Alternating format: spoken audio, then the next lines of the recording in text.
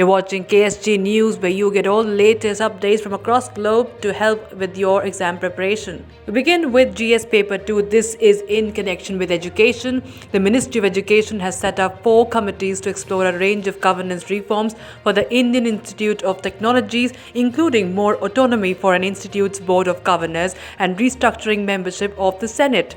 This is the incumbent government's second attempt at exploring the possibility of giving more autonomy to the BOGs at IITs. The 4 committees were set up in December last year at the behest of Dr. K. Radhakrishnan, chairman of the IIT Council Standing Committee. Now, what does this mean and what is the significance? Radhakrishnan had suggested that the boards of 6 IITs to begin with be given graded autonomy in 2021. They elaborated on the nature of independence but said that the government should continue to appoint the institute director and board chairman. The second committee will explore creating a talent pool of IIT professors with the potential to become a director and groom them for the top job. The third committee will look into restructuring the Senate at each IIT. The Senate is the highest decision-making body of an IIT for all academic purposes. Radhakrishnan suggested reforming the body's membership, citing the unwieldy number of teachers who are part of the Senate. The fourth committee is tasked with looking at innovative methods through which the IITs can raise funds outside of government grants. Shifting focus to GS Paper 2, International Relations is the topic. China on 22nd of February 2021 expressed its support for India in hosting this year's BRICS summit and said it will work with New Delhi to strengthen the cooperation among the 5-member grouping of emerging economies.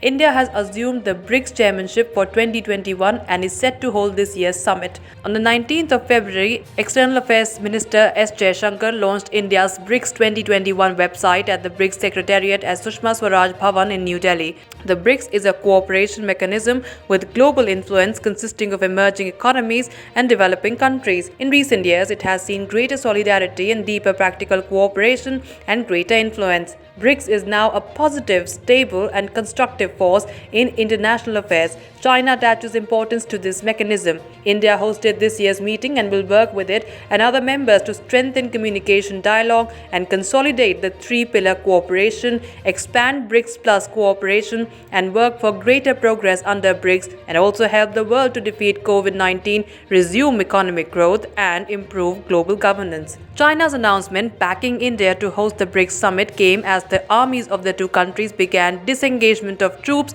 locked in over 8-month-long standoff in eastern Ladakh. Both countries have reached a mutual agreement for disengagement of troops from the most contentious areas of North and South Pangong Lake.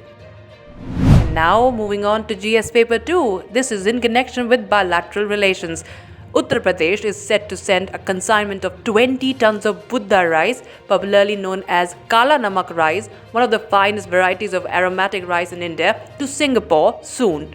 The consignment will be sent to Singapore from Siddharthnagar by the end of March this year. The rice is being packaged in attractive glass jars with all its qualities clearly mentioned on it. Now, what is the significance of this? Also known as Buddha Ka Mahaprasad, that means an offering to Lord Buddha, the Kala Namak rice has been rebranded as Buddha rice, presenting it as an offering made to the Buddhist monks in order to promote it in Buddhist countries. The packaging of the rice carries a popular quote of Mahatma Buddha saying, "The unique aroma of the rice will remind people about me." The export of the rice is being seen as a morale booster for farmers cultivating Buddha rice in Gorakhpur, Devariya, Kushinagar, Maharajganj, Siddharthnagar, Sant Kabir Nagar, Bahraich, Balrampur, Gonda, Shravasti, which according to the geographical indications or the GI share a similar climate. In order to promote the production, processing, packaging and branding of Kala Namak rice, the UP government has declared it as the One District One Product, that is ODOP, of Siddharthnagar, whereas the central government has announced it as the ODOP of Basti, Gorakhpur, Maharajganj and Sant Kabir Nagar as well.